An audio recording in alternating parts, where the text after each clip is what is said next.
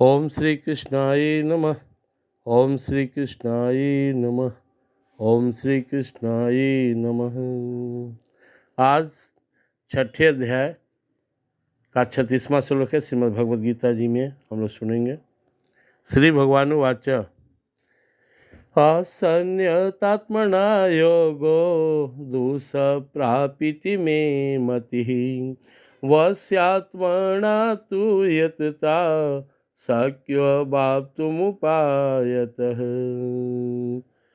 इसके पूर्व के श्लोक में भगवान श्री कृष्ण जी महाराज अर्जुन के पूछने पर कि मन तो संयमित होता नहीं, फिर ये योग कैसे हमसे सिद्ध हो। भगवान ने कहा मन बस में होगा, बस इसके लिए निरंतर अभ्यास और वैराग की आवश्यकता है।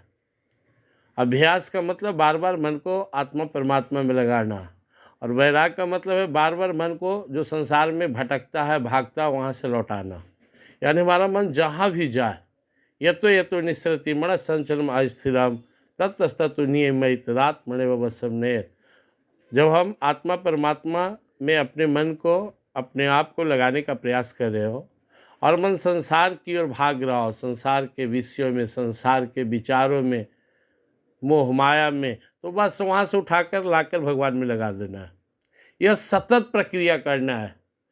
मन को परमात्मा में लगाना अभ्यास है।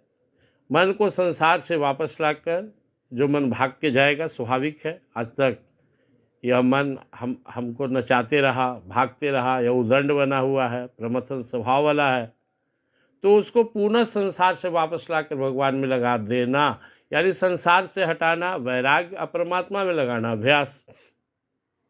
भगवान ने कहा अगर कोई व्यक्ति अपने मन को संयमित नहीं कर पाता है तो उसे योग सिद्ध होगा ही नहीं, क्योंकि तन के द्वारा योग की साधना नहीं होती है।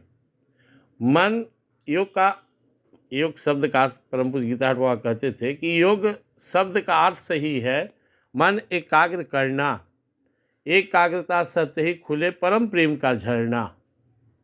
जैसे किसी ताले को खोलना है तो हम चाबी उल्टा पुल्टा लगा रहे हैं, नहीं खुलेगा। जैसे हम चाबी सही ढंग से लगाए और सही ढंग से उसको घुमाएं, वो खुल जाएगा। वैसे ही जो हमारे अंदर में, हमारे अंतःकरण में आत्मा परमात्मा बैठे हुए हैं, वहाँ तक पहुँचने के लिए ये जो माया का आवरण है वो मन के एकाग्र होने से ही खुलेगा। ऐसा हम सोच सकते हैं कि हमारे अंदर में जो आत्मा राम हैं वो जिस कक्ष में बैठे हुए हैं, उस कक्ष में जो ताला लगा हुआ है उसे हमारा मन ही खोल सकता है। और कौन मन? शुद्ध मन, भक्ति भाव से पूर्ण मन। क्योंकि आत्मा परमात्मा दिव्य है, वो कक्ष दिव्य है, वहाँ किसी भी हाल में मलिनता के साथ हम प्रवेश नहीं कर सकते हैं। तो बारंबार मन आत्मा परमात्मा से जुड़ते जुड़ते पावन बन जाता है, स्थिर हो जाता है, फिर सहज में हम अपने आत्मा परमात्मा को जान सकते हैं। इसलिए प्रभु कहते हैं असन्यतात्मना योगो दुष्प्रापिति मे मति। जो व्यक्ति का मन संयमित नहीं है उसके द्वारा इस अपने योग को सिद्ध करना, यानी आत्मा परमात्मा से मिलन होना बड़ा मुश्किल है। योगो किसके लिए दुष्प्राप है? असन्यतात्मना, जिसका मन बस में नहीं है, जिसके अंदर लगातार भटकाव बना हुआ है, तो वो मन को एकाग्र नहीं कर पाएगा, और एकाग्र नहीं करेगा तो वो ताला नहीं खुलेगा। बस्यात्मना तु यतता, लेकिन जो अपने मन को बस में कर लिया है, कैसे? यतता, लगातार प्रयास करके, शक्यो वाप्तुमुपायतः, उसके द्वारा बिल्कुल ही सहज में यह योग सिद्ध हो जाएगा, यानी उसे अपने आत्मा परमात्मा का दर्शन हो जाएगा। तो स्पष्ट है इसका। बच्चा किसी कंपटीशन में बैठता है और जो मार्किंग है उसे प्राप्त करेगा, तभी वो पास करेगा और वह जॉब वो प्राप्त करेगा। कैसे प्राप्त करेगा, कैसे वो मार्क्स लाएगा, इसके लिए उसे मेहनत करना है, पढ़ना है। तो हमारा मन एकाग्र कैसे हो, इसके लिए साधना करनी है। और इसके पूर्व के पीछे के सारे श्लोकों में भगवान मन को साधने की ही बातें बताए। और इसके जस्ट पहले 36 श्लोक के 35 में भगवान ने कहा अभ्यास से न तो वैराग्य, लगातार अभ्यास और वैराग। तो जो जिसे योग सिद्ध करना हो, जिसे आत्मा परमात्मा का अनुभव करना हो, उसे प्रयास करना चाहिए, मेहनत करना चाहिए।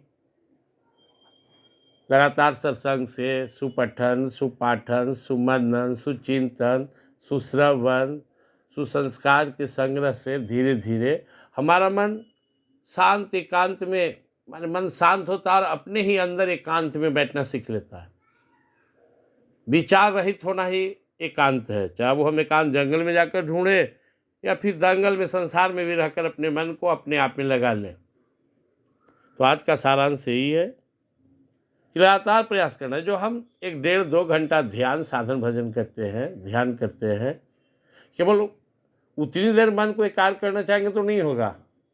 हमारे जीवन में जो 24 आवर्स है, हमें इसमें भी अलर्ट मोड में रहना है कि कहीं मेरा मन गलत संगत में न जाए, गलत बात न सोचे, गलत लोग के चक्कर में ना पड़े, हमेशा सही पथ में रहे, प्रभु को याद करते रहना, गुनगुनाते रहना, हर काम उनके लिए करना, सब चिंतन सन्मनन करते रहना।